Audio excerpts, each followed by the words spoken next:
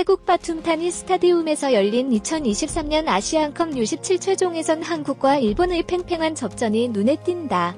계속되는 소나기로 날씨가 좋지 않았지만 변성환 감독의 지휘 하에 있는 한국팀은 용감하게 경기를 펼치며 라이벌 일본을 압박했다. 전반 44분 태국 출신의 몽골차이 팩트3 심판은 논란의 여지가 있는 판정을 내렸다.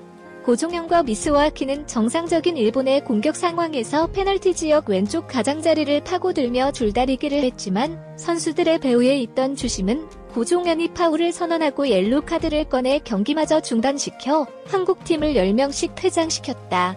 한국 벤치에서는 한국 선수들이 거세게 항의했지만 받아들여지지 않았다. 이 파울은 일본이 나와타의 행운의 프리킥에서 득점을 올릴 기회를 제공했다. 골키퍼 홍성민이 막으려 했지만 높은 슛을 막지 못했다. 전반전을 마친 변성환 감독은 고종현의 부재를 만회하기 위해 교체 투입돼 수비수 유민준을 투입하기로 했다.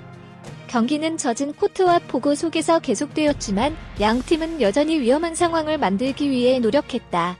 한국 U17 대표팀은 인원의 이점이 없음에도 불구하고 전투를 멈추지 않고 일본에 굴하지 않고 있다. 동시에 일본 팀도 주관적이지 않고 두 번째 골을 노렸다. 그러나 진태호는 전반 19분 왼쪽 측면에서 돌파를 성공시키며 페널티 지역 진입을 시도하다가 넘어졌지만 정상적인 경기 과정이라고 판단해 파울을 범하지 않았다. 고종현이 미스바와키의 빠른 움직임을 막기 위해 미스와키의 반바지를 잡아당기는 실수를 저질렀지만 두 번째 파울은 한국의 벤치를 당황하게 했기 때문에 경고회로 나올 수 있다. 전혀 위급한 상황이 아니었고 파울을 범하면 출전권 박탈 경고를 받을 상황이 아닌 것 같다. 한국은 최근 몇 년 동안 라이벌에게 연패한 후 일본에 대한 보복으로 승리를 각오하고 각오를 다졌다. 마침표 21년 만에 그리고 통산 세 번째 우승을 향해 가고 있는 한국은 최근 대회 4연패를 만회하기 위해 일본을 상대로 한 이번 마지막 경기에서 더욱 눈길을 끈다. 세 차례 우승컵을 들어올린 일본이 2연패에 도전하고 있다. 최근 한국 연령별 축구 대표팀은 한국과 일본에 4경기 연속 완패했다.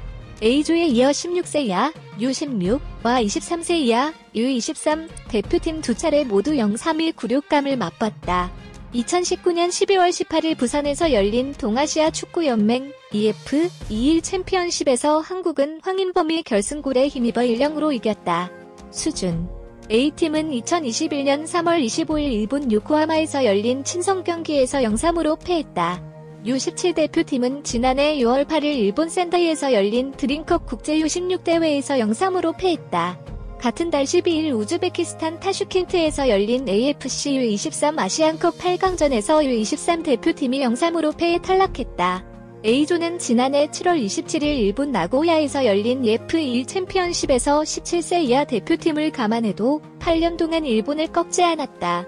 김동범의 2015년 일본 구마모토 원정 1차전 12월 9일에서는 김찬 2골과 고리 3-1로 이겼지만 1-4로 졌다. 이후 지난해 국제 U16 드림컵에서 0-3으로 패하면서 17개국 U17 대표팀에 8년 연속 일본을 꺾지 못했다. 한국 U17 대표팀은 일본에 이길 수 없다는 기록의 압박에도 불구하고 패배를 인정하지 않았다. 젊은 선수들의 노력과 헌신이 기억에 남고 감성적인 경기를 만들었다.